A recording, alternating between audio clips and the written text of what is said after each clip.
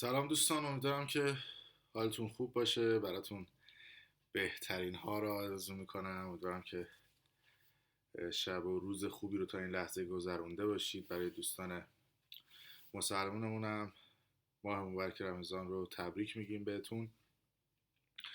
امیدوارم که خوب باشید. یکم صبر میکنیم که همه دوستان اد بشن توی کانال و توضیحاتی رو در خصوص حملات سایبری که در 48 ساعت گذشته تیم پشت پرده انجام داد و ما گفتیم حرفی نمیزنیم، ولی اگر حرفی رو بزنیم قطعا عملیش میکنیم و این تفکری هستش که برنامه پشت پرده داره.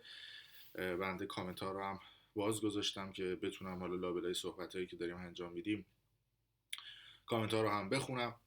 ببینید، در خصوص حالت سایبری ما اولین کاری که انجام دادیم پیج آقای آذری جهرومی وزیر ارتباطات رو گذاشتیم برای ریپورت.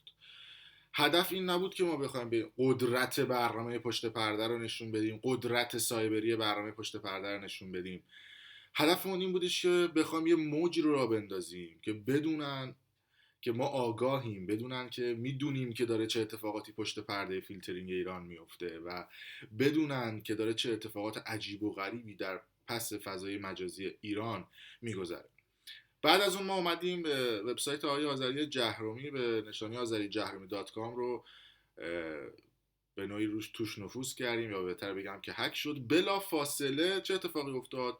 یه سری دو دسته رسانه بودن، حالا بهتر بگم سه دسته. یه دسته رسانه‌های حسود بودن، خب میگفتن آقا این هک اتفاق نیفتاده، نمیدونم این اتفاقات نشده. این دسته اول بود. دسته دوم میخواستن ما رو ضایع بکنن، میگفتن ما بی سوادیم. و دسته سوم که واقعا خبر هک سایت آقای آذری جهرومی رو پوشش دادن. و بلافاصله معاون آقای آذری جهرومی اومد توی توییتر خودش توییت کرد و گفتش نه این سایت جعلی بوده، این سایت فیک بوده و اصلا هکی در کار نبوده. خب من یک سوال دارم از دوستان وزارت ارتباطات. اصلا این سایت فیک، شما این همه سایت شرط بندی توی ایران، این همه سایت شرط بندی توی ایران دارن فعالیت میکنن، این همه آدم پولاشون خورده شد، این همه آدم حسابشون هک شد، نیومدید یه توییت دو خطی بکنید؟ همین که یه سایت اومد برای اینکه آبروی خودتون آقازاده ها و یقه سفیداتون حفظ بشه، خب برای اینکه همه اتفاقات بیفته سریع اومدید تکذیب کردید. آیا اومدید یه بار توییت بزنید راجع به سایت های شرط بندی؟ آیا اومدید یه بار توییت بزنید بگید که مردم ما با شما همدردیم، بله این اتفاقات افتاده؟ آیا اومدید توییت بکنید بگید که آره از درگاه‌های بانکی ما داره استفاده میشه؟ آیا اومدید توییت بکنید بگید که آره از پنل های اس ام اسی ما داره استفاده میشه؟ نیومدید، به خاطر اینکه آبروی خودتونه. بعد چه اتفاقی افتاد؟ در کمتر از 5 ساعت تمام این تلگرام هایی که امنیتی هن، مثل موبایلگرام، مثل تلگرام طلایی و اقسام اینایی که دارن شنود میشن، اومدن پیج برنامه پشت پرده رو فیلتر کردن. ببینید کجا قضیه بودار میشه. اینجا قضیه بودار میشه که اینها نمیان پیج سایت های شرط بندی رو فیلتر و بلاک بکنن، نمیان پیج سایت های صیغه یاب رو فیلتر بکنن، نمیان سایت هایی که دارن ناموس ایرانی رو میفروشن فیلتر بکنن، بعد میان کانال تلگرام منو فیلتر میکنن و بلاک میکنن. البته اینا هم بگم که این کانالی که منو بلاک کردن، پشت پرده تیوی، اینا تلگرام های فیک هم. تلگرام اصلی تلگرامه و تلگرام ایکس. این دوتا شما وقتی نصب بکنید کانال ما بالا میاد. قدرتشون که به اینا نمیرسه، مطمئن باشید اگه قدرتشون میرسید کانال ما هم میبستن. ببین حرف اینه، شما چرا صورت مسئله رو پاک میکنید؟ دارن میان میگن آقا دارن قدرت سایبری ما رو به رخ میکشن. ما اصلا بحث قدرت سایبری نداریم. ما بحث اونه که آقا سایت های شرط بندی باید فیلتر بشن. آیا غیر از اینه؟ میان میگن که آره نمیدونم شما دارید لاف میزنید. یه سری جوجه هکر هم اومدن برای من پیام گذاشتن و من مجبورم کامنت رو ببندم. دوستان ببخشید تا بتونم بچه‌ها بتونم با صورت بهتری صحبتی من رو بشنون. عذرخواهی میکنم ازتون. میان میگن که آره هکی آقا شما چرا به مبحث هک نگاه میکنید؟ به مبحث اینا کنید که ما داریم سر چی میجنگیم. ما داریم سر این میجنگیم که آقا سایت های قمار و شرط بندی باید جمع بشن. بعد یه میگن که شما چرا مخالفید با سایت های قمار؟ داستان اینه که سایت های قمار از تجارت مواد مخدر بدترن. سایت های قمار و شرط بندی از اینکه شما مواد بدی طرف معتاد بشه، چه بره طرف سایت شرط بندی بازی کنه. و نکته بعدی این که ببینید وقتی دولت نمیاد واکنششون بده، وقتی پلیس فتا نمیاد واکنششون بده و در ازاش میان کانال منو میبندن، خودتون برید این پازل رو حل کنید. چجور به اینا درگاه داده میشه؟ درگاه بانک سامان داده میشه به خاطر اینکه یه پول مفت و یا مفتی داره پولشویی میشه، پولای میلیاردی. ببینید ما توی ایران سایت بزرگی نداریم که بخوان پولای میلیاردی جابجا بکنن. یه دیجی کالا، نمیدونم یه دو سه تا سایت خرید و فروشش کارت شارژن، یه همراه اول دیگه. اینا مثلا تراکنششون در روز مثلا به 500 میلیون برسه، همشون با هم اما یه سایت شرط بندی یکیشون، سایت های پوکر یکیشون فقط 1 میلیارد تراکنش مالی در روز داره. چجور اون کسایی که اون بالا هم و رئیس بانک مرکزی هم و رئیس بانک های مختلفن متوجه نمیشن که یه چیزی داره این وسط پول جابجا میشه، پول میلیاردی؟ آقای وزیر ارتباطاتی که شما سیم کارت امارات داری، سیم کارت ماهواره‌ای داری، حالا اینا گفتن نداره، دستگاه امنیتی باید برم پیدا بکنم. ما تو خارج از کشور، من توی آلمان نشستم آمار دارم که یه سری از این آقازاده ها، یه سری از این مسئولین میلیاردی دارن دلار پول میذارن تو بانک های گرجستان در ایران. کد دارم، اولین بار دارم کد میدم بهتون، نمیخواستم این خبر رسانی بکنم، یه سری اسناد رسیده دستم، بیان تکذیب بکنن تا بعد اسنادش هم منتشر کنن. دلار دوستان، موقعی که دلار 4200 بود، 4000 بود، 3800 بود، پول به دلار ریختن در بانک‌های گرجستان در شعبه‌ای که در ایران دارن. همین آقازاده، همین دولت آقای روحانی و اعضای دولتشون، وزراشون. برین تکذیب کنید. جرأت شوری داری تکذیب، منتظرم یکیتون بیاد تکذیب بکنه. مثلا من این لایو گذاشتم که مخصوصا این خبر رو اعلام بکنم، یه معاون یه کسی بیاد تکذیب بکنه، اون موقع سند نشونتون. سیاست برنامه پشت پرده همینه. ما سیاستمون اینه که یه کسی بیاد یه خبری رو تکذیب بکنه، قشنگ با مستند به مردم ثابت بکنه که این طرف داره دروغ میگه. تا الان هم همین بوده، یعنی برید کانال برنامه پشت پرده نگاه بکنید، همین بوده. حرف اینه چرا دولت نمیاد فیلترینگ هوشمند انجام بده؟ چرا آقای محسن قادری رئیس شبکه شتاب مدیریت نمیکنه این سایت‌های درگاه ها رو؟ مگه خودتون بخشنامه ندادید؟ مگه نگفتید که آقا سایت های قمار و شرط بندی نباید بهشون درگاه بانکی داده بشه؟ چرا بهشون درگاه میدید؟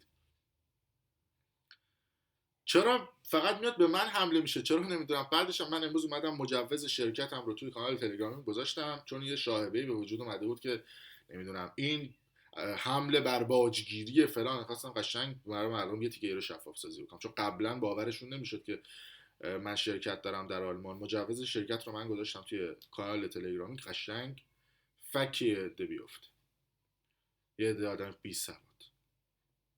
داستان همینه. ما داریم میگیم آقا چرا شما ضمن سایت آقای روحانی، سایت آقای معاون اولش آقای جهانگیری و سایت وزیر ارتباطات رو هم خوابوندیم در خارج از کشور، خب که برن یاد بگیرن، که من یه لحظه یه چیزی چک کنم اینجا، یاد بگیرن که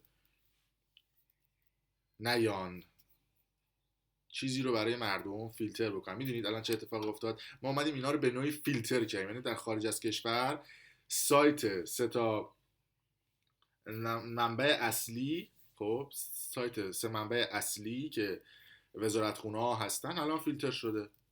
خب اونا مردم رو فیلتر میکنن، دوست ندارن که گردش آزاد اطلاعات به مردم داده بشه.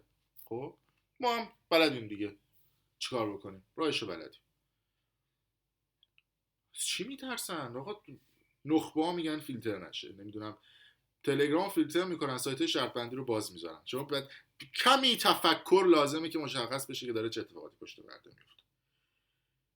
سایت صیغه یاب تو ایران بازه، سایت شرط بندی تو ایران بازه، سایت فروش اسلحه بازه، تمام سایتایی که پولای میلیاردی میتونه توش جابجا بشه تو ایران بازه. نباید شایعه ایجاد بشه که پلیس فتا دستش توی کاره، نباید شایعه ایجاد بشه که دولت آقای روحانی دستش توی کاره. سوال دیگه. بعد ضمناً خیلی هم جالب، اصلا نمیخواستم این قضیه رو بگم، تلگرام طلایی خب که معمولاً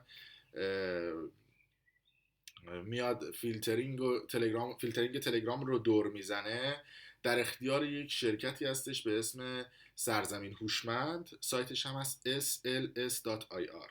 زیر نظر پارک علم و فناوری هم هست این شرکت که به عنوان به علاوه هاتگرام، این دوتا شرکتایی هستن که تلگرام طلایی رو ارائه میدادن برای اولین بار. مردم نمیدونستن اینا مال کیه. ما اومدیم حالا هویت این سایتاشون رو منتشر کردیم. اسم شرکتشون هم من نوشتم، شرکت راهکار سرزمین هوشمند توی پارک علم و فناوری تهران هم هست. سایتاتون هم میخوابونیم که یاد بگیرید که کانال برنامه پشت پرده رو توی تلگرام های خودتون بلاک نکنید. فکر میکنید از این تلگرام های فیک به مردم بدید؟ تمام این تلگرام ها شنود میشه.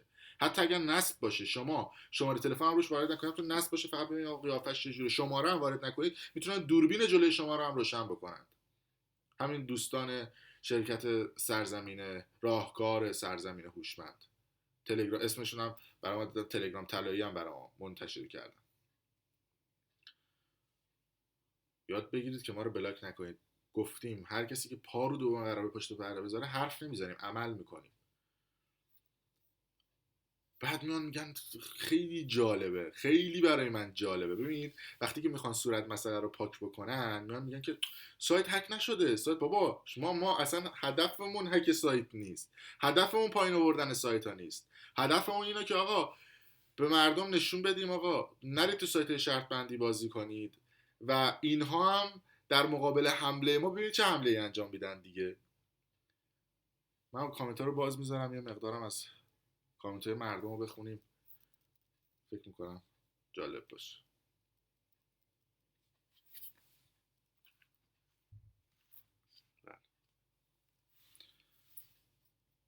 میتونید سوالاتتون هم بپرسید. اصل حملات سایبری 48 ساعتی گذشته، اصل موضوعش این بود که ما اومدیم گفتیم به مردم.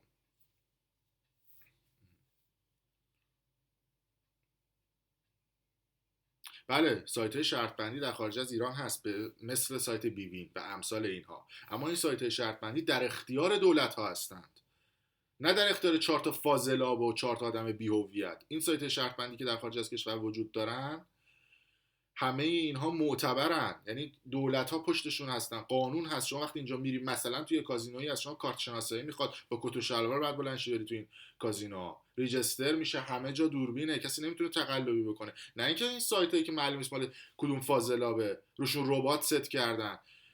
و نکته بعدی، ببینید من گفتم یه سری گسترده وجود داره، تعریف گسترده هم گفتم. گسترده ها در تلگرام یک گروه هایی هستن که ادمین سایت هایی که ادمین کانال های میلیونی توشون عضون، یعنی 20 تا کانال هر کدومشون مثلا 1 میلیون فالوور دارن. میاد طرف یک گسترده درست میکنه به اسم گسترده امین، توش میاد 10 تا رو میذاره، بعد همزمان تبلیغ رو میذارن توی اون کانال ها و همزمان توی تمام سایت ها پخش میشه. همشون رو نگم، 80% این کسایی که کانال های میلیونی دارن و گسترده دارن خودشون بهشون سایت شرط بندی دادن و دهنشون رو بسته. با کای به قول این یورو 5000 تومان تا کای 20000 تومان هم رفته بود. داستان اینه. بعد یه نکته دیگه، 2 ماه پیش راجع به من خبر زده بودن، 2 ماه پیش که منتظر بودن ما به زودی از این آدم سند منتشر میکنیم. چه سندی؟ آقای جرجندی، من بارها با ایشون تماس گرفتم، میگفت من یه سری معذورات دارم، مدیر وب آموز، نمیتونم مصاحبه کنم. گفتم اوکی، یه سری اطلاعات به ما بده، ما بذاریم توی مستندمون. یه سری اطلاعات هم داد که ما تشکرم کردیم از آقای جرجندی. بعد ما اومدیم پیج آقای آذری جهرومی گذاشتیم برای ریپورت، همین آقای وب آموزی که میومد افشاگری میکرد راجع به سایت شرط بندی، دیدیم بلافاصله ما پیج آقای جهرومی رو گذاشتیم برای ریپورت وزیر ارتباطات، سریع اومد گفت آقای وزیر ارتباطات من مخلصتم، چاکرتم از این کارا. پشت پرده ببینید چه اتفاقاتی داره میفته. تو که تا دیروز مخالف سایت های شرط بندی بودی، چی شد یهو چاپلوس مخلص چاکره نمیدونم. بعد میخواست از من آتو بگیره، اومد گفتش یه چتی ساخته که من آبروش هم بردم، گفتم چت من برای خودت هم فرستادم. بعد یه سیاست دیگه این که ما داریم در کانال تلگرام، هر کسی منو تهدید بکنه عین چتش من فوروارد میکنم تو کانال که مردم ببینن، چون قبلا میگفتم آقا اسکرین شات ها رو شما جعلی درست میکنم، من خود آیدی ها رو دیگه فوروارد میکنم، شماره تلفنشون هم میذارم که باورشون بشه.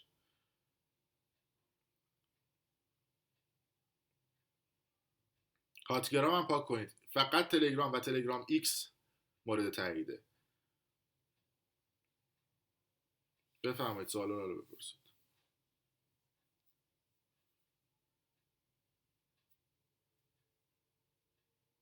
یه صحبتایی بوده میگفتن نمیدونم مدیر تلگرام در ایران جلسه داشته. آقا چه، من البته این قضیه رو نمیتونم تایید یا تکذیب بکنم، اما دیگه این چه جلسه محرمانیه که محتویاتش میاد بیرون؟ دوستان اینه. یه قسمتی هم بود ما اومدیم یه ویدیو از این فاضلاب هزینه منتشر کردیم، گفتیم این آدم کیس پناهندگی گی داده. خب ببینید دوستان یه نکته بگم راجع به این فاضلاب هزینه دیگه برای همیشه پروندهش رو ببندیم. کسی که گل توی گردنش میزنه نشانه همجنس بازیه، همجنسگرا بودن، همجنسگرا بودنه. خب ایشون که همجنسگرای مرده، این گلی هم که زده تو گردنش به خاطر کیس پناهندگیشه. چرا؟ چون آقای داوود غفاریان هزینه، نکته جالب به شما بگم که ایشون توی اروپا یه مدت اومده بوده دیپورتش کردن، فقط ایشون میتونه کانادا و آمریکا اقامت بگیره، الان توی یو ان پناهنده است، فقط هم میتونه کیس پناهندگی گی بده. و این گلی هم که زده نشانشه، مثل اون پرچم رنگین کمانی که نشانه اون همجنسگرا هست. اینم از این قضیه. خواستم بگم که یک بار برای همیشه این قضیه تموم بشه.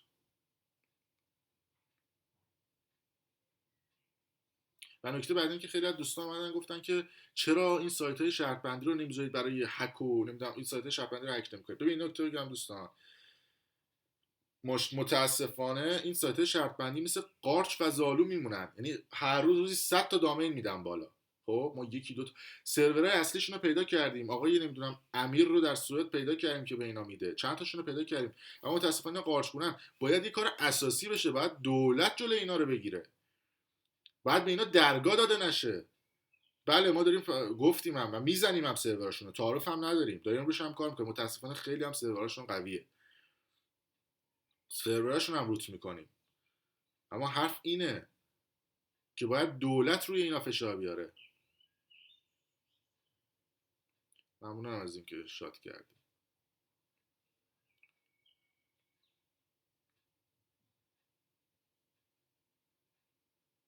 تلگرام در اختیار پارک علم و فناوری تهرانه دوستان، کاملا چتای شما شنود میشه به هیچ عنوان. هیچ تلگرامی رو ببین اگه دفعه الان نه، خب ببین ماشاءالله که این بی صاحبه که سیستم امنیتی داخل ایران دیگه، و اگه نبود که اینا جمع نمیکردن برن. خب پس فردا اگه دیدید 10 سال دیگه 5 سال دیگه عکساتون، چتاتون، نمیدونم مکالماتتون لو رفت، نگید از کجا لو رفت، به خاطر این اپلیکیشن هایی که وجود داره دیگه. بعدش هم یه دو مثلا دنبال اینن که بگن آقا هک رو من انجام دادم. دوستان خیلی زرنگ‌تر از این حرفا. ببین اولا که هک در یک کشور دیگه انجام شده، این یک من برنامه‌ام رسانم، من پشت پرده اینطوری بگم که یک رسانه است، ما اخبار رو در رسانه پشت پرده منتشر میکنیم. یک گروه سایبری هم به اسم پشت پرده وجود داره و در یک کشور دیگه وجود داره. حالا اینا برم، من میدونم دیگه دارن لیست پرونده سازی هم میکنن برم هک بچسبونن به ما، من مجوز دارم برای یه سری از این کارا. و نکته بعدی هم این که میدونیم که چه جوری پوز اینا رو به خاک بمالونیم که نتونن اینجوری به ما پرونده سازی بکنن.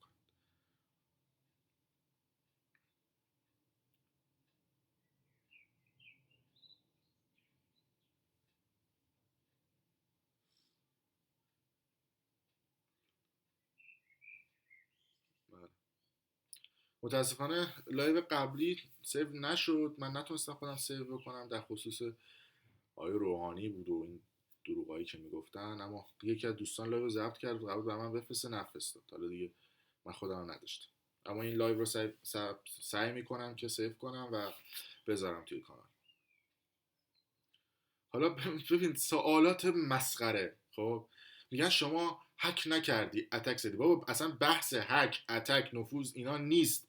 ما داریم میگیم آقا ما میخوام یک کنش و واکنشی را بندازیم که آقا این سایت شرط بندی جمع بشه. شما چرا صورت مسئله رو پاک میکنین؟ ما که نمیخوایم اینجا یقه برای اون بکشیم آقا قدرت سایبریمون رو به راه کسی بکشونیم. بحث قدرت سایبری وجود نداره، بحث اینه که بعد سایت شرط بندی جمع بشه. حرف اینه.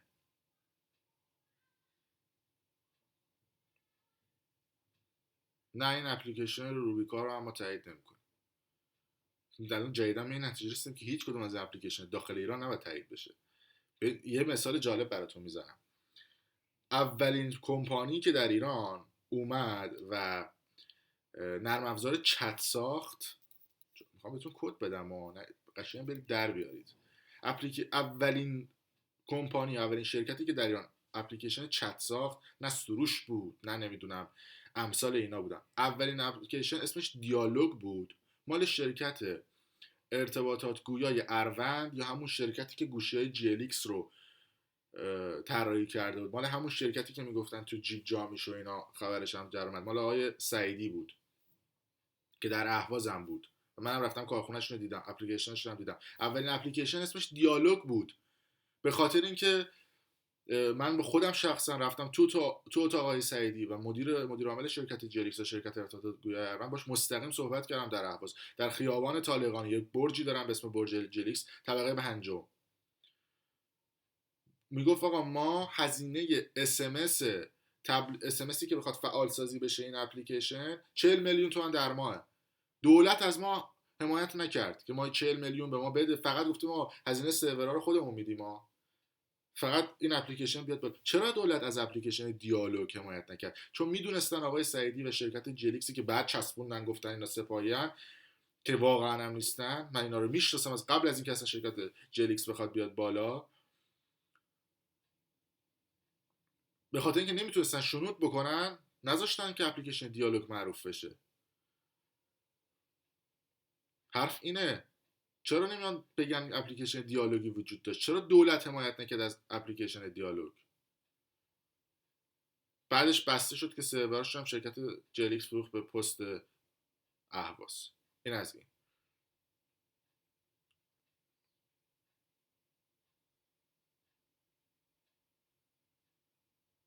این سیستم دور زدن فیلترینگ تلگرام رو در اخبار گفتن، اما چیزی که مشخص هستش هنوز خود مدیرعامل تلگرام رو این قضیه صحبتی نکرده که قراره که این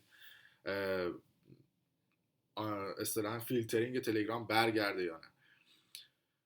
و اپ تلگرام بایونگ فکر کنم تلگرام چینیه. تلگرام با یکی از بهتر بگم که تلگرام یه تفاهم نامه با شرکت گوگل امضا کرده، نه با هیچ شرکت دیگه ای، و به خاطر همینه که داره اون تکنیکی که دور میزنه فیلترینگو در ایران، به خاطر اینکه یک تکنولوژی جدید دارن استفاده میکنن، ولی هنوز چیزی در خبرها نیومده. حالا عکساش میاد میگن آقا 10 روز دیگه 20 روز دیگه، من چیزی ندیدم.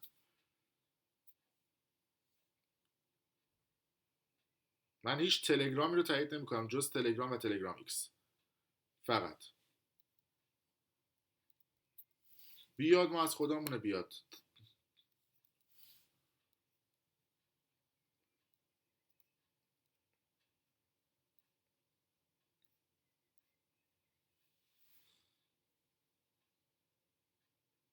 تلگرام رو با اینستاگرام یکی کردن راست؟ نه، فقط تلگرام و تلگرام اصلی ترجیحاً، نه هیچ چیز دیگه ای.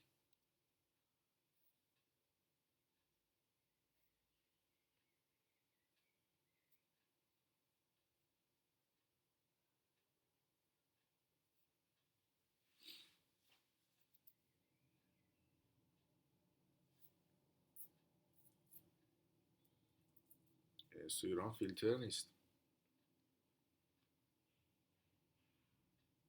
ما با آمد نیوز مشکلی نداریم و اتفاقا هم امروز دو سه تا خبر از من گذاشت آقای روح زم. و ببینید یه نکته بگم در خصوص آمد نیوز، گفتم در لایوهای قبلی ما با رسانه آمد نیوز و با هیچ رسانه دیگه مشکل نداریم. هر رسانه‌ای سیاست خودش رو داره، ما سیاست خودمون رو داریم، آمد نیوز هم سیاست خودش رو داره. ما اگر ببینیم هر رسانه‌ای داره تخلفی میکنه، در رسانه خودمون ازش انتقاد میکنیم. این نشانه دشمنی با اون رسانه نیست.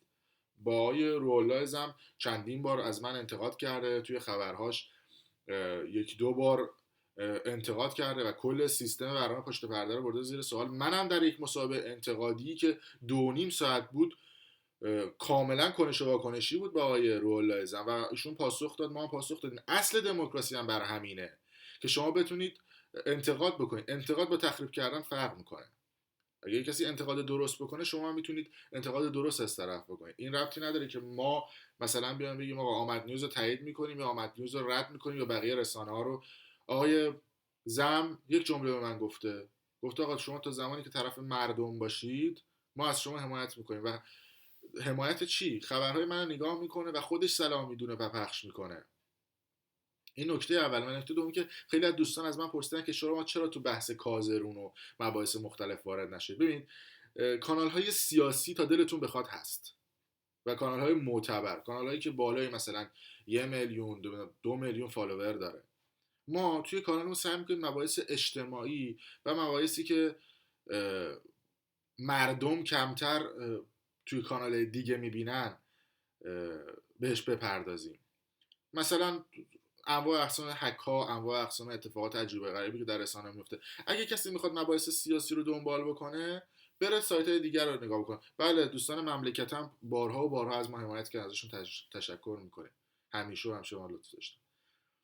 حرفم اینه، ما توی برنامه پشت پرده سعی میکنیم مباحث اجتماعی رو بگیم، چون انقدر مباحث سیاسی بله، مباحث سیاسی هم به فضای خودش میایم صحبت میکنیم، ولی وقتی میبینیم آقا 10 تا کانال راجع به کازرون صحبت کرده، 20 تا کانال مثلا راجع به قضیه‌های مختلف صحبت کرده، ما سعی نمی‌کنیم بپردازیم دیگه. سعی می‌کنیم آقا 4 تا شیوهی که جدیدن، خب من یک روش هک گفتم بهتون، اونم این بودش که میان با یک پنل اس ام اسی که مثلا در اختیار بانک‌های مختلف بوده، به شما اس ام اس میدن واریز 50000 تومانی. بعد چون میگی مثلا 500000 تومان، من که 500000 تومان به پول تو حساب نمیده. بعد آدرس سایت هم میزنه زیرش، میگه آقا تو این سایت برید چک بکنید. وقتی روش میزنید موبایلتون هک میشه. یعنی از این پنل ها میخرن. و اینم جالبه، وزیر ارتباطات که میاد میشینه و تیم داخلیش چرا نمیدونیم پنل ها رو جمع بکنه؟ بی در پیکر دیگه، دور همن دیگه. این داستان وجود داره. ما سعی میکنیم، الان گفتم، ما سعی میکنیم گرایشمون مباحث اجتماعی باشه و مخاطبایی هم که داریم همین هستش. یعنی اتفاقاتی که از طریق آیتی به دست میاریم، شنودهایی که انجام میدیم، نمیدونم اطلاعات سایبری که توسط افراد به دست میاد رو سعی میکنیم اجتماعی بهش نگاه کنیم. رنگ و بوی کانال اجتماعی، سیاسی نیست. لطفاً گفتیم ما نه اپوزیسیونیم، نه فردا قراره لیدر شخصی باشیم، نه فردا میخوایم آقا به سمت شاهزاده و شاهنشاهی باشیم یا این طرف به سمت آخوندها باشیم. اصلا برای ما فرقی نمیکنه. ما یک رسانه ایم. ما باید افراد ما رو به دید یک رسانه ببینند، نه چیز دیگه.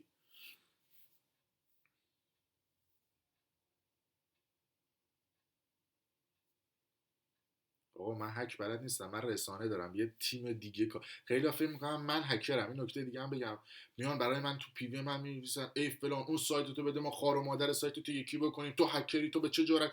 آقا من هکر نیستم، دارم اینجا میگم من یه تیم سایبری دارم، اونها این کار رو انجام میدن. دست همشون هم درد نکنه، میدونم دارم لایو میبینن، از همشون هم تشکر میکنم. با ما هم اجازه ندارم اسمشون رو بگم، اگر اجازه داشتم میگفتم. دارم با ما کار میکنن، چرا فکر من دارم هک میکنم؟ خب خیلی هستن میان میگن میشینن مثلا یقه رو میبندن، میشینن ما هک کردیم، مثلا تیم و میم و اینا اصلا فراموش میکنن. نه، من اصلا هیچ کاری انجام نمیدم، تیم داره انجام میده. من به عنوان کسی که اصطلاحاً سخنگویم و کار رسانه‌ای میکنم دارم این کار رو انجام میدم. افشانی هم که بابا پول مردم کشیده بالا نمیده دیگه، چیکارش بکنیم؟ داستان اینه.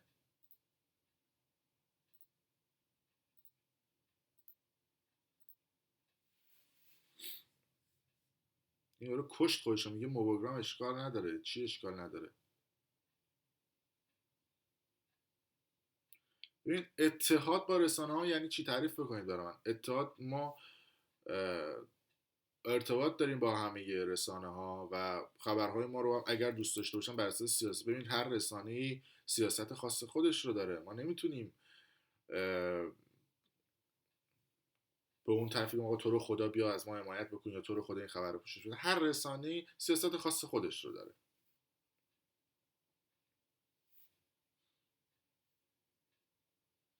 ما یه دونه فیلتر شکن گذاشتیم تو کانال تلگرام، مردم رفتن باش دیداس کردن، از سایت قمار باز کردن، از سایت جنسی باز کردن، مجبور شدیم که فیلتر شکن رو ببندیم. به خاطر همین یه عده سوال میکردن که چرا فیلتر شکنی که تو کانال گذاشتی دیگه کار نمیکنه. به خاطر اینکه ما گذاشته بودیم حداقل طرف بتونه گرش آزاد اطلاعات داشته باشه، طرف رفت سوء استفاده کرد دیگه ما چیکارش کنیم؟ تازه 30 یورو هم ما رو جریمه کردن. یه دو سه تا از دوستان رفت دادن دیداس کرده بودن.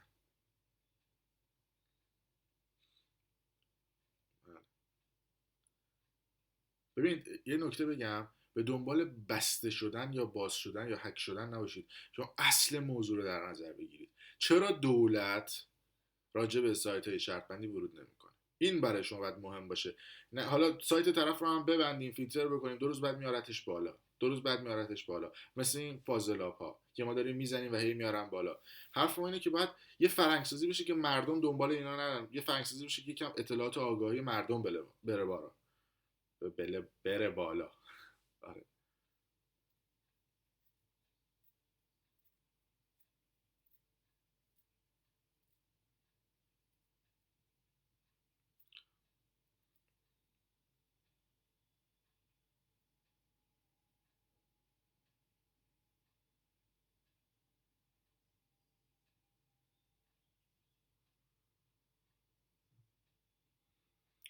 بله، این هم از همین هستش. یه نکته دیگه هم بگم که ما قراره که پتیشن بزنیم، یک وبسایت معرفی میکنیم که توی این وبسایت شما میتونید امضای دیجیتالی انجام بدید و وقتی شما امضای دیجیتالی انجام بدید، مثلا پیج آقای آذری جهرامی رو ریپورت میکنیم. ریپورت به چه صورت؟ به این صورت که امضای دیجیتالی جمع میکنیم. دیدید نمونه‌های مختلفش رو در خصوص خلیج فارس و جای دیگه. وقتی این امضا به یه حدی برسه، مجلس مثلا بریتانیا روی این قضیه ورود میکنه، بعد میاد نگاه میکنه وزیر ارتباطی یک کشوری اومده توییتر رو فیلتر کرده، خودش تیک آبی توییتر داره، خب خندش میگیره. یا مثلا رئیس جمهوری یک کشوری اومده، مثلا به جان خودم اینو برید هر جایی بگید درجا به شما پناهندگی میدن. یعنی بگید آقا رئیس جمهوری مملکت اومده با به علاوه شوراش اومده یک نرم افزار رو فیلتر کرده، بعد تو خودش تو اون عضو، بعد تیک آبی هم داره. ببینید فیلترینگ در ایران در اختیار شورای عالی کارگروه مصادیق مجرمان است. خب 12 تا عضو داره که 6 نفر از این 12 عضو وزرای دولت روحانی هستند. یعنی 50% از قدرت فیلتر کردن همه اتفاقات در اختیار دولته. یعنی اینا کافیه برن با یه نفر دیگه از اون 6 نفر دیگه لابی بزنن که یه نفرشون کارشناسه، یه نفرشون دادستانه، یه نفر از مجلس میاد توی این کارگروه میشینه، تا جایی که من یادمه، حالا برید خودتون بزنید میاد. یعنی برن با یه نفر لابی بزنن. آقا دولت مگه نیست؟ مگه آقای روحانی نمیگه ما قول میدیم دستمون روی فیلترینگ تلگرام نره؟ بیاد آقا وزراشو جمع بکنه. وزرا که مال اون مال بابای من که نیست، اون بعد بره بشینه تو جلسه هیئت دولت بگه آقا مردم میخوان، مردم همه میخوان آقا فیلتر نشه، بره تصویب بکنه. بعد برن آقا با یه نفرم لابی بزنن آقا فیلتر نشه. به همین سادگی ها. یعنی من تو یه خط گفتم به همین سادگی میشه فیلترینگ نکرد. خیلی سواد سیاسی هم نمیخواد، خیلی سواد عجیب غریبی هم نمیخواد که شما بخواد چیزی رو بدونید. تموم شد. بعد ببینید آذری جهرامی به عنوان وزیر ارتباطات تاثیرگذارترین شخص در فیلتر کردنه. به خاطر چی؟ به خاطر اینکه وقتی آقای روحانی میخواد راجع به مباحث آیتی بره بپرسه، نمیره که از وزیر جهاد و کشاورزی بپرسه که آقا کامنت ها چیه توی اینترنت یا فضای و بستر اینترنت چیه. میاد میره آقا وزیر ارتباطاتش راجع به بحث آیتی میپرسه دیگه. این آدم تاثیرگذاره. وزیر ارتباطات آقا بیاد بگه آقا تو کارگروهشون، توی کارگروه وزرا بیاد بگی آقا بله مردم فیلترینگ نمیخوان باشه. جالبه به حدی رسیدن فیلتر شکنن دارن فیلتر میکنن. اینا دیگه مثلا کیان؟ و ما دعوامون اصلا سر فیلتر کردن فیلتر نکردن یه سری از این سایت ها نیست. ما دعوای اصلیمون اول سر سایت های شرط بندی بود. یعنی دعوا بیسمون سر سایت های شرط بندی بود. بعد این قضیه تلگرام و چیزای دیگه پیش اومد.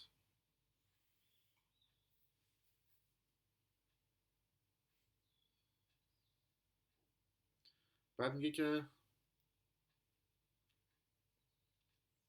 همین دیگه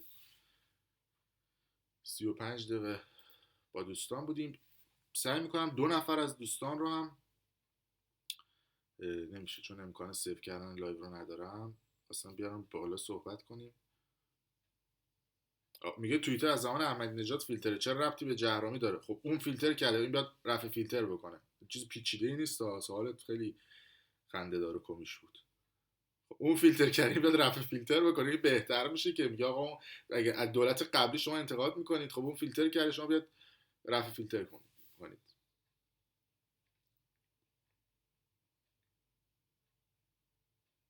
الانم سایتاشون که تو خارج از کشور فیلتر شده دیگه، ما هم یاد گرفتیم. مثلا شما خارج از کشور باشید یا با وی پی ان سایت های روحانی، سایت های جهرومی، سایت روحانی، سایت مابنوش آقای کی بودیم بعد اسحاق جهانگیری و سایت وزارت ارتباطات رو بزنید دیگه بالا نمیاد خارج از کشور، داخل ایران میاد بالا. یعنی ما به نوعی فیلترشون کردیم خارج از کشور، خبرشون کسی بیرون نبینه.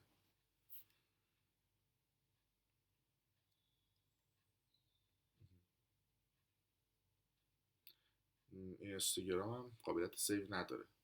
از یک اینستاگرام خاص استفاده میکنم که نمیتونم سیو کنم، ولی لایو رو میذارم توی کانال، ضبط میکنیم میذاریم. من که خودم برنامه‌نویسی خوندم و سعی میکردیم که اپلیکیشن طراحی بکنیم برای برنامه پشت پرده. با اینا میزنن فیلترش میکنن اپلیکیشن. چیکار بکنیم؟ اپلیکیشن بزنیم کانالای ما رو میزنن میارن پایین، پیجای ما رو میارن پایین دیگه. اپلیکیشن بزنیم تمام دیگه.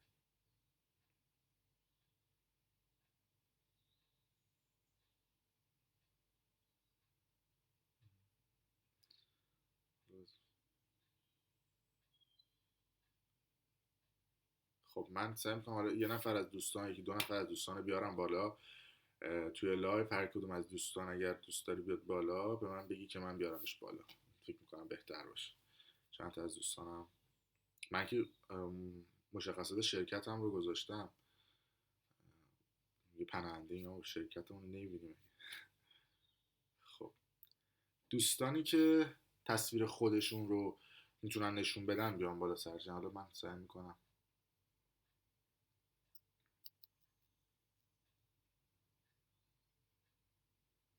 امیدوارم که بشه. خب یکی از دوستان نوشته که منو بیار بالا، زدم روش نیومد. آقای تلگرامش مثل این که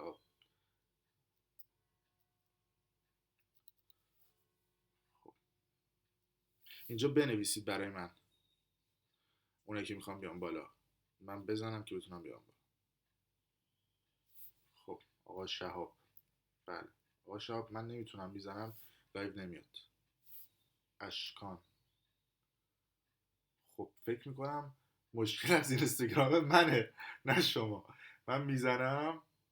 خب بذار من اینجا درخواستا رو نگاه کنم. احسان هست،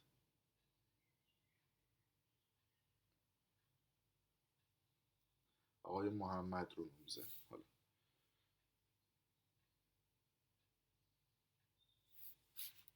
فکر میکنم. خب بنویسید دوستان، من هر کیو میزنم. آها پس فکر آقا محمد، من بذار بزنم. بله آقای محمد امین 1184.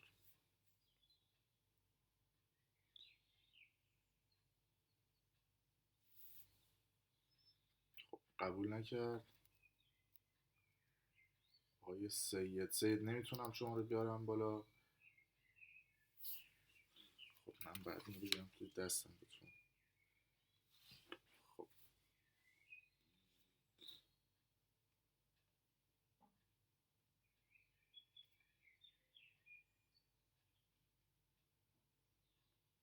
خب آقای افشانی هم مثل که پیج جایگزین درست کرده، اونم میزنیم.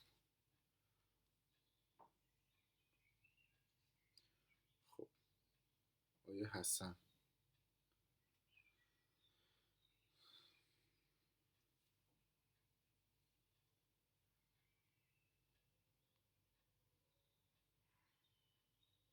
آقا ما چرا هر کی میزنیم نمیشه؟ آقا احسان بیا. آقا ما هر کیو میزنیم نمیاد بالا فکر کنم.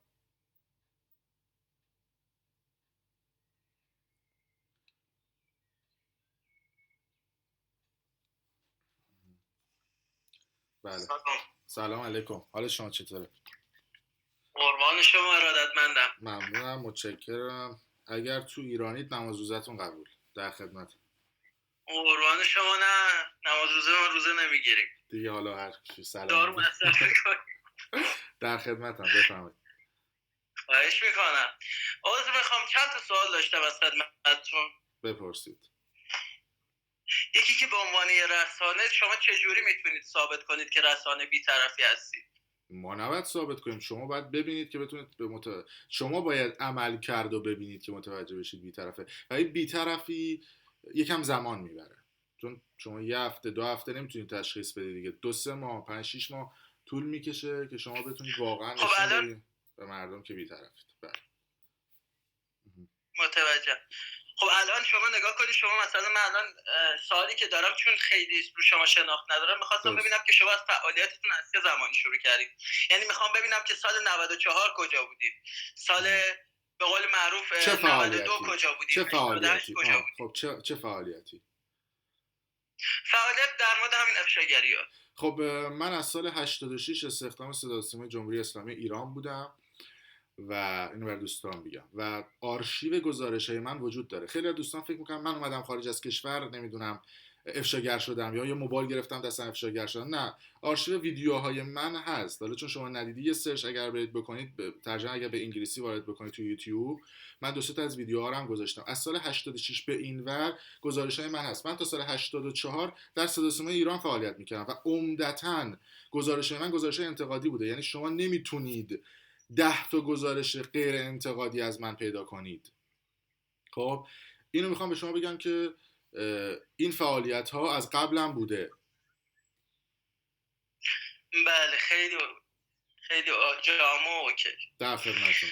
بعد اینکه یه صحبت دیگه هم میخواستم باهاتون بکنم در رابطه با من. حالا در رابطه با سایت شخصبندی خیلی سررشته‌ای ندارم، اما در رابطه با سایت پوکر درسته یه سری کلاهبرداری ها انجام میشه، اما نه به اون صورتی که شما توضیح میدین. یکم دوست دارم که نمیتونم توضیح بدم. درسته. چون ولی اینکه پیشنهاد میکنم که یه مقدار سرچ کنید تو کاری که انجام میدن. نگاه کنید، قبلا یه چیزی بود به نام ربات میومد با افراد بازی میکرد. بعد از یه مدت خیلی راحت میشد که تشخیص بدیم که این کسی که جلوتون نشسته رباته. درست. به خاطر همین ربات‌ها کم کم برداشته شد و جاشو به پلیرای به اصطلاح واقعی داد. درست. اما یه سری چیزای دیگه، من پیشنهادی که به شما دارم اینه که من کدی که بخوام به شما بدم، خب یه لطفی بکنید به من در تلگرام کل اطلاعات برای من در تلگرام بفرستید، من برای مردم توضیح میدم. این فکر کنم بهتر باشه. تلگرام ندارم. امین فردین پشت سر هم آیدی تلگرام. همین آیدی که تو هست امین فردین خالی. در خدمتتونم. خواهش میکنم. مرسی، متشکرم. عزیز من عرضی ندارم. اگه از شما کجا هستید شما؟ من از ایرانم. در خدمتتونم. مرسی. جسارتا شما از کجا هستید؟ نه برام سوال. آلمان. در خدمت. خیلی ممنونم. مرسی. شبتون روزتون هر موقع بخیر. به همچنین. مرسی. خداحافظ. خواهش میکنم. خدا نگهدار. خب نفر بعدی این آقای آرمین میگه منو بیار بالا. چشم. من چون دیدم همین الان بلافاصله آوردم. همینجا سلام، درود بر شما. شکرتیم. مرسی. شب و روزت بخیر. داداش یه سوال. تو این همه زحمت میکشی، فعالیت میکنی، وقت میذاری، این به اصطلاح منبع درآمد تو از کجاست؟ آقا چقدر این سوال تکراریه. حالا ما هم کشوریم، تو برلین من کلن. حالا یه سوالمو کردیم در خدمتتون. ببینید من یک شرکت برنامه‌نویسی دارم توی آلمان. امروز مدرک گوربه خودم رو هم گذاشتم، چون شما اینجا گوربه داشته باشی بعد میتونید گی ام بی بزنید که ما گی ام بی هم مدرکش رو من گذاشتم توی کانال تلگرام، میتونید ببینید. در آلمان شما وقتی پروگرامی اون اصطلاحاً یا برنامه‌نویسی رو بتونید انجام بدید، درآمد خیلی خوبی خواهید داشت. یعنی شما یه پروژه رو توی 2 ماه اگر انجام بدید 20000 یورو میتونید درآمد داشته باشید، فقط یه پروژه. اینو فقط خواستم بگم که من اصلا درآمدم از یه چیز دیگه هستش. درست. ولی خب در کل خیلی زحمت میکشی. من میبینم تو همش به اصطلاح دنبال خبر جمع کردن از این ور اونوری. ولی خب من خودم ایرانی ام، ولی یه سری آدما هستن که نمک نشناسن. تو هر کاری که بکنی چه خوب یا بد کامنت فوش خار مادر رو به همه میذارن. فوش نشانه ضعفه. ببین فوش نشانه ضعفه. یعنی میخوام بگم که نمیدونم این کاری که داری میکنی وقتی که داری واسه میذاری واسه همون کار خودت بکنی 5% مردم آگاه بشن کافیه، چون من سعی میکنم به مردم اطلاعات آگاهی بدم، در کنارش کار خودمو میکنم. حرف اینه. ولی خب در کل تمام اینا که دست روشون گذاشتی مثل خزایی و اون امثال اون، اینا واقعا لقبی که دادی بهشون فاضلا واقعا فاضلا. یعنی من آدم میبینه اینا رو اصلا به امید یه روزی که تمام فاضلا باره بکشن سیفون همه برن پایین. حتما. دمت هم گرم داداش، موفق و پایدار باشید. اشاره رفتید کل مثل دویچ یا رفتید اون دوم کل نه؟ آره مثل دویچ. کل مثل دویچ آره. با اون کلیسای بزرگتون کنار بانهوف هم رفتید، جای ما رو هم خالی کنید. این ولی اومدی بیا حتما. به آقای بامداد اسماعیلی هم سلام ما رو برسونید. اونم که بابا نمیدونم خبری که دلش میخواد و چیز میکنه فقط پوشش میده. در خدمتیم آقا. چاکرت. قربان تو، خوشحال شدم. خدا. خب آقا نوشت، آقا حسین نوشته منو بیار. چشم. آقا حسین شما رو.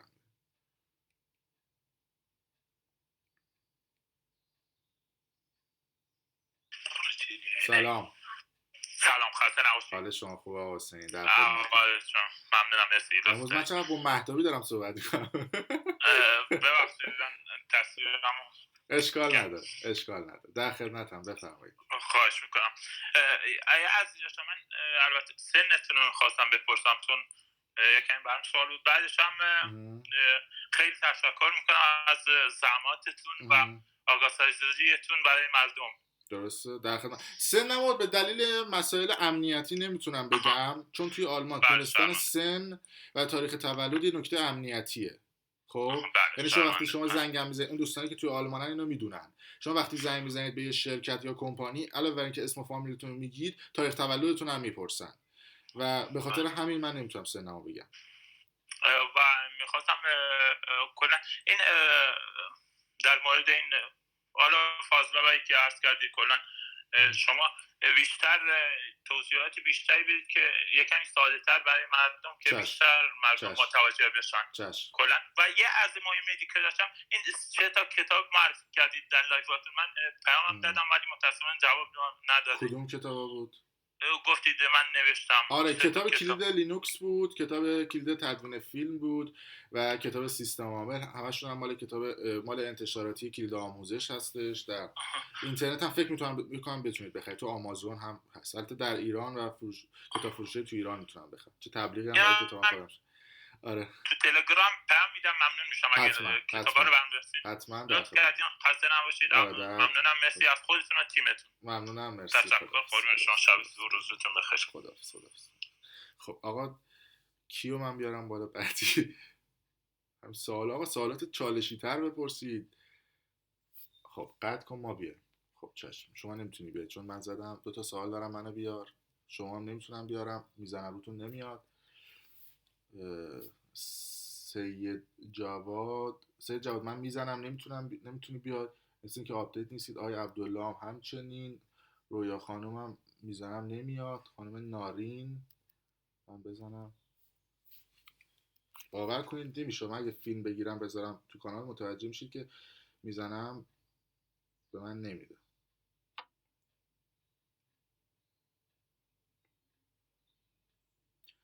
خب مازم همچنین. خب آقای بله اون میگه منو بیار زندگی نامه رو کنم. آخه چی شد؟ چشم میارم بالا زندگی نامه رو کنم. شما چی میترسه؟ بله خب من زدم یکی از دوستان بیاد، تایید نکرد. خب آقای رضا نمیتونم بیارمت. آقای بله سمیری اگه اشتباه نکنم، آقای سمیری رو زدیم.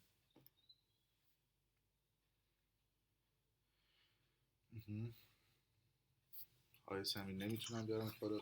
بله اومدی. سلام. فکرم نمیتونید بیارم. سلام و ادب. بله شبتون بخیر. شب شما هم بخیر. دیگه محتاجی نیست.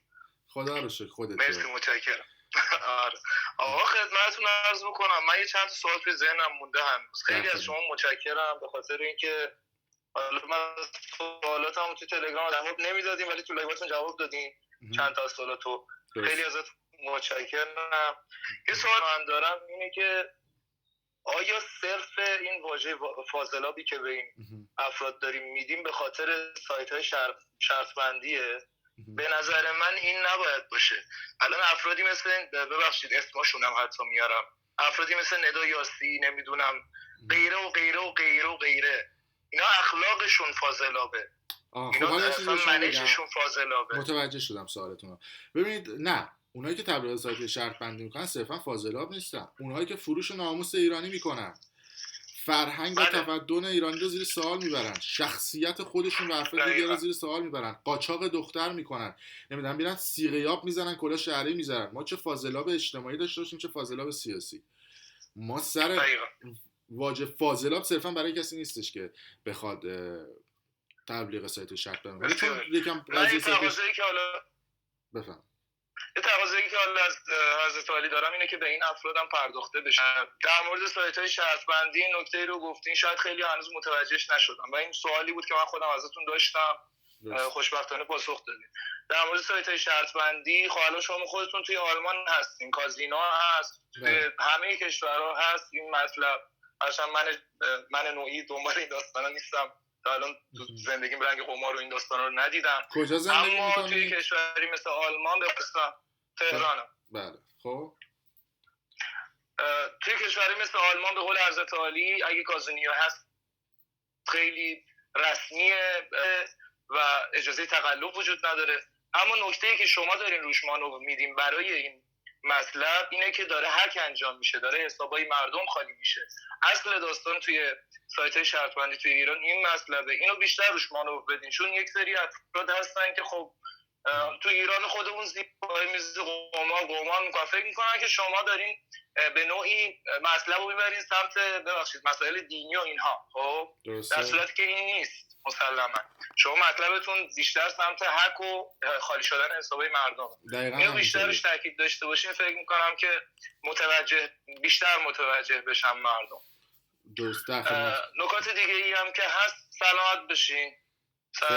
نکته دیگه ای که میتونم بگم، واقعا شما رو به عنوان یک خبرنگار بی‌طرف من شناختم تا این مدتی که باهاتون مراوده داشتم، حالا پیام دادم، لایواتون رو دیدم هفتین و خوشحالم که دارین خدمت میکنیم به مردم. امیدوارم که همین رویه رو ادامه بدین، وارد بازی سیاسی اصلا نشین. ممنونم، مرسی. ما بیشتر سیاسی نیستیم، ولی سعی می‌کنیم اجتماعی به مسائل در خدمت.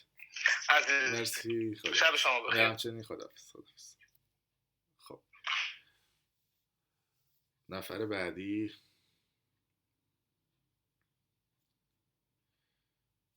آقای بنیکس. نمیتونم بیارم بالا، میگه نمیشه. آقا رضا نمیتونم، میزنم نمیتونم بیارمتون بالا. آقا علی هم به همچنین.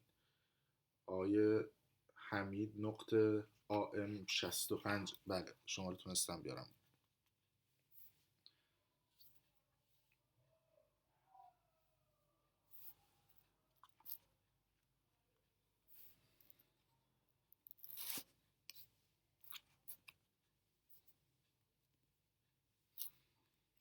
خب خودش قبول نکرد. آقای حمید دهقان آندرلاین تیم دهقانی.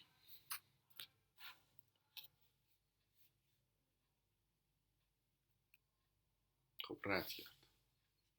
یاس آوا شما نمیتونم بیارم بالا. آقای حسن سماواتی هم به همچنین. خانومم خب اگه تایید درخواست بده من میارم بالا، خانوما درخواست نمیدن.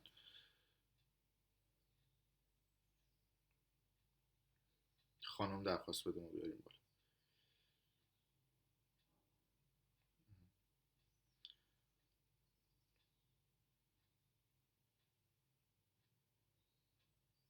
نمیشه یه بار دیگه.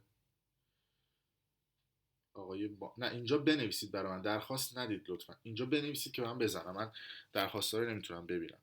اگه اینجا بنویسید من میتونم بزنم. سلام. حال شما چطوره؟ مرسی. نور داره، من عمدن قطع کردم چون نمیخوام کلا دیده بشم. اما امروز من یه سری اطلاعات روی تلگرامتون فرستادم و حتی براتون ایمیل زدم، چون یه سری گروه هایی الان اومدن به اسم کسب درآمد و میگن که ما اسپانسر داریم، اسپانسر برای اینکه ما ظرفیتمون برسه به 100,000 نفر، به کسایی که اون هر کسی رو که اد کنن بهشون یه مبالغی رو میدن. این سایت خیلی نکته جالبی گفتید. اینا سایت اد کن پول بگیره و یا مثلا اضافه کن پول بگیره. مثلا شما میری 10 نفر اد میکنی، به ازای هر نفر 1000 تومان بهت میدن. بعد شما میری 100 نفر اد میکنی، میشه 100,000 تومان. بعد میگه مرسی، شما رو هدایت میکنه به یه ربات دیگه، میگه میخوام بهت 100,000 تومان رو بدم، اطلاعات کارتتو وارد بکن که بهت 100,000 تومان رو بدم. اطلاعات کارتو وارد میکنی، حسابتون هک میشه. روش جدید فیشینگ هک. بله، من دقیقا امروز اینو اعلام کردم به خیلیا، چون نزدیک 63,000 نفر توی گروه بودم. من تا تونستم کسایی که تونستم اعلام کردم و خواستم برای شما مدارکش رو فرستادم، هم به صورت ایمیل، هم برای توی تلگرام، که متاسفانه مثل که منو ریپورت کردم و دیگه نشد به کسای دیگه اطلاع بدم. خواستم که اینم شما هماهنگ کنید. به صورت گروه وارد میشن و خیلی راحت میگن و حتی واریزی هم میگذارن، میگن بیاد تیوی شماره کارت بدین و دقیقا میگم واریزی میذارن، ولی حالا مشخص نیست اونا فیکن یا اصلا مشخص نیست. ولی در این رابطه هم شما صحبت کنید، من ممنون میشم. حتما تماما از شما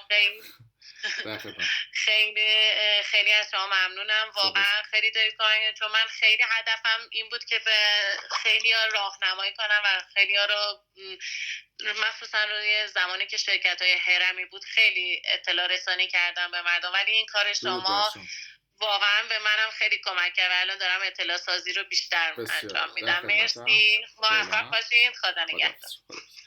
دوستان این نکته بگم، لطفا موقعی که من دارم لایو مشترک میذارم نگید منو بیار بالا، چون من میره بالا دیگه نمیتونم بیارمتون. به معنی که داره لایو به انتها میرسه و صحبت ما داره به فعل میرسه، اون موقع بنویسید که من بیارمتون بالا. آقا جون مادرتو قسم نده، چی میگی؟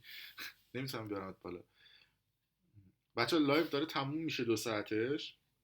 من لایو رو میبندم، دوباره باز میکنم که بتونه با دوستان لایو مشترک داشته باشه. اونایی که اگر لایو رو ضبط کردم بگن، چون 1 ساعتمون تموم شد. دوباره برمیگردیم. مرسی.